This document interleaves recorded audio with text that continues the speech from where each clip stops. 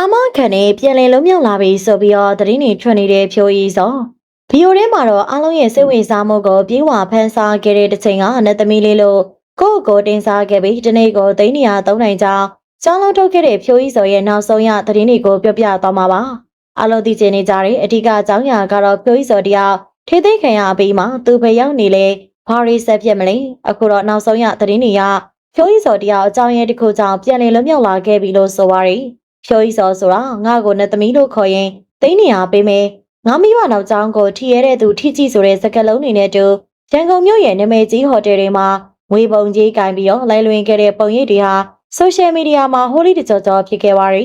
သူကမြန်မာနိုင်ငံရဲ့ချမ်းသာဆုံးခရိုနီတထေးကြီးတူရဲ့သမီးလို့လူအများကထင်ခဲ့ကြပါရီဒါပေမဲ့ဖြစ်မှန်ကတော့ပြောင်းပြန်ဖြစ်နေခဲ့ပါရီနာမည်ကြီးစီလီပူတိုရဲ့ဖော်ထုတ်မှုနဲ့တူဖြိုးကြီးစောရဲ့မိဘနှစ်ပါးဟာတာမဲစင်းရဲနှွမ်းပါးတဲ့တငါသိမိသားစုဖြစ်ကြောင်းသမီးဖြစ်သူဟာငယ်စဉ်လေးကကျမ်းမာရေးမကောင်းမမေခေါက်တီးဖြစ်နေခဲ့ကြောင်းသိကြရပါတယ်။တစ်ဖက်မှာလည်းဒါရီအားလုံးကအမှုကနေလွတ်အောင်ယူဆက်ခင်းတာလို့ဆွဆွဲပြောဆိုမှုတွေလည်းရှိနေခဲ့ပါတယ်။ဘယ်အမဲဘယ်အမားလေးဆိုတာမသေးခွဲခင်မှာဖြိုးကြီးစောတယောက်သက်ဆိုင်ရာရဲ့ဖန်စီရေးမှုခံခဲ့ရပါတယ်။ခုတော့ဖြိုးကြီးစောတယောက်အာမခံနဲ့ပြန်လည်လွတ်မြောက်လာခဲ့ပါပြီ။ဒါပေမဲ့ဒီတစ်ခါသူ့ရဲ့ဘဝကအရင်လိုမဟုတ်တော့ပါဘူး။ဟိုတယ်ခန်းကျဲကြီးထဲမှာငွေဆက်ကိုတွေပိုက်ပြီးတော့လိုက်လွေးနဲ့နဲ့သမီးဘဝဟာဆုံးသက်သွားခဲ့ပါပြီ။သူ့ကိုစောက်ကြုံနေတာကတော့စစ်ဘေးရှောင်ရင်ပသိမ်မြို့မှာဒုက္ခရောက်နေကြတဲ့သူ့ရဲ့မိဘတွေနဲ့တူစီရင်နဲ့ပါတဲ့ဘဝရဲ့အမှန်တရားပါပဲအရင်တော့ကသူပြောခဲ့တဲ့ရှေးတွေစိန်တွေထောင်းဆရာမရှိလို့တန်နေရတယ်ဆိုတဲ့ဘဝဟာအခုတော့နေဖို့စားဖို့တောင်မှအနိုင်နိုင်ဖြစ်နေတဲ့မိသားစုဘဝနဲ့လုံးဝ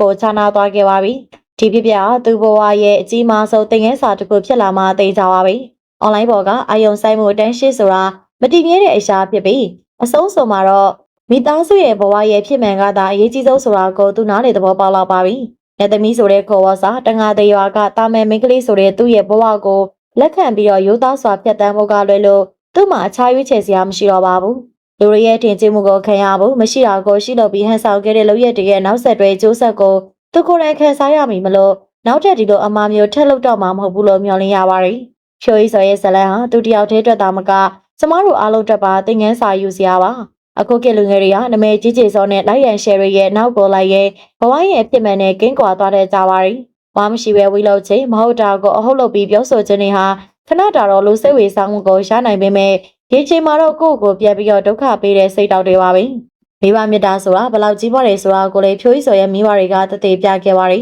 ။တမီးဖြစ်သူဘလို့မားရီလောက်ခဲ့ပါစေသူ့ကိုကဲတင်မှုသူ့အတွက်မြေကြီးခံထိုးပြီးတော့တောင်းပန်ပေးဖို့ဝန်မလေးခဲ့ပါဘူး။ဒီချက်အပြိုးကြီးစောအတွက်ဘဝကိုအသစ်ပြန်စားဖို့ကြီးမားဆုံးသောခွန်အားဖြစ်စေမှာပါ။နေကုန်းကျုပ်နေနဲ့ပြောရရင်တော့ပြိုးကြီးစောရဲ့နတ်သမီးဇလန်ကတော့ပြီးဆုံးခဲ့ပါပြီ။ခေါတီတို့ကိုပြောခဲ့တဲ့မိန်းကလေးတယောက်ဟာအခုတော့အာမခံနဲ့လွတ်မြောက်လာပြီးဘဝရဲ့အမှန်တရားကိုရိုးသောစာရင်ဆိုင်ရတော့မှပြတ်ပါရီ။အရှင်တို့တန်းရှိရှာတဲ့လူတွေကိုဆက်လုံးမလားဒါမှမဟုတ်တငါတဲ့မိဘတွေနဲ့တူဘဝကိုအေးကြကြမဲဖြတ်သန်းမလားဆိုတာကတော့သူ့ရဲ့စုပ်ဖြတ်ချက်အပေါ်မှာပဲမူတည်နေပါရီ။ပရိသတ်ကြီးရောအာမခံနဲ့လွတ်မြောက်လာတဲ့ဖြိုးကြီးစောတယောက်ဘဝတစ်ကိုရိုးသားနဲ့ပြန်လည်စတင်နိုင်လိမ့်မယ်လို့ယုံကြည်ပါသလားသူရဲ့အနာဂတ်နဲ့ပတ်သက်ပြီးတော့ဘလို့မြင်ကြပါသလဲဆိုတာ comment မှာဝင်ရောက်ဆွေးနွေးပေးခဲ့ပါအောင်ရှင်